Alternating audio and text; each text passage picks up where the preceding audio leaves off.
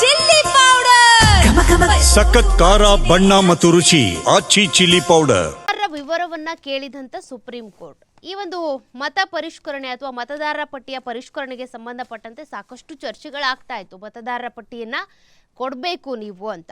ಸದ್ಯ ಈಗ supreme court ಮತದಾರರ ವಿವರವನ್ನ ಕೇಳಿದೆ. ಬಿಹಾರದಲ್ಲಿ ಕೈಗೊಂಡ ವಿಶೇಷ ತೀವ್ರ ಮತದಾರ ಪಟ್ಟಿ ಪರಿಷ್ಕರಣೆ ಏನಿದೆ SIR ಬಳಿಕ ಸಿದ್ಧಪಡಿಸಲಾದಂಥ ಅಂತಿಮ ಮತದಾರರ ಪಟ್ಟಿಯಿಂದ ಕೈಬಿಡಲಾದ 3.66 ಲಕ್ಷ ಮತದಾರರ ವಿವರವನ್ನ ಸಲ್ಲಿಸಬೇಕು. ಅವರು ಎಲ್ಲಿ ವೋಟ್ ಮಾಡ್ತಾ ಇದ್ರು, ಎಷ್ಟು ವಯಸ್ಸು, ಮತಗಟ್ಟೆ ಅಂತ ಬಂದಾಗ ಯಾವ ಮತಗಟ್ಟೆಗೆ ಹೋಗಿ ವೋಟ್ ಮಾಡ್ತಾ ಇದ್ರು, ಎಲ್ಲ ಡೀಟೇಲ್ಸ್ ಕೊಡಿ ಅಂತ ಸುಪ್ರೀಂ ಕೋರ್ಟೇ ಕೇಳಿದೆ. ನೋಡೋಣ ಏನು ವಿವರವನ್ನು ಕೊಡ್ತಾರೆ ಅಂತ. ಮುಂದಿನ ವಿಚಾರಣೆಯನ್ನು ಅಕ್ಟೋಬರ್ 9ನೇ ತಾರೀಕು ನಿಗದಿಪಡಿಸಿರುವಂಥ ಹಿನ್ನೆಲೆ ಈ ಒಂದು ವಿಚಾರವನ್ನು ಕೈ ಬಿಡಲಾಗಿತ್ತು. ಆದ್ರೀಗ ಮತ್ತೆ ಮತದಾರರ ಪಟ್ಟಿಯನ್ನು ನೀವು ಸಲ್ಲಿಸಬೇಕು ಅಂತ ಹೇಳಲಾಗಿದೆ. ಇತ್ತೀಚೆಗಷ್ಟೇ ಮತದಾರರ ಪಟ್ಟಿಯನ್ನು ಪರಿಷ್ಕರಣೆ ಮಾಡಿ ಬಿಡುಗಡೆಯನ್ನು ಮಾಡಲಾಗಿತ್ತು ಚುನಾವಣಾ ಆಯೋಗದ ಕಡೆಯಿಂದ.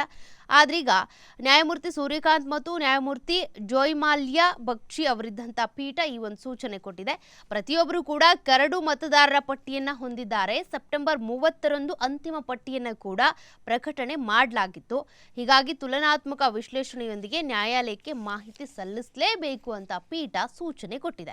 ವಿಚಾರಣೆ ವೇಳೆ ಪ್ರತಿಕ್ರಿಯಿಸಿರುವಂತಹ ಆಯೋಗದ ಪರ ವಕೀಲರು ಪಟ್ಟಿಯಲ್ಲಿ ಸೇರ್ಪಡೆ ಮಾಡಲಾಗಿರುವ ಬಹುತೇಕ ಹೊಸ ಮತದಾರರು ಪರಿಷ್ಕರಣೆ ವೇಳೆ ಕೈಬಿಡಲಾದ ಹೆಸರುಗಳಿಗೆ ಸಂಬಂಧಪಟ್ಟಂತೆ ಮತದಾರರಿಂದ ಈವರೆಗೂ ಯಾವುದೇ ದೂರು ಅಥವಾ ಮೇಲ್ಮನವಿ ಸಲ್ಲಿಕೆ ಆಗಿಲ್ಲ ಅಂತ ಕೂಡ ಪೀಠಕ್ಕೆ ಮಾಹಿತಿಯನ್ನು ಕೊಟ್ಟಿದ್ರು.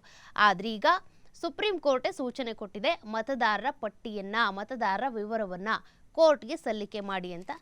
ನೆಕ್ಸ್ಟ್ ಬಿಹಾರದ ಸರ್ಕಾರ ಆಗಲಿ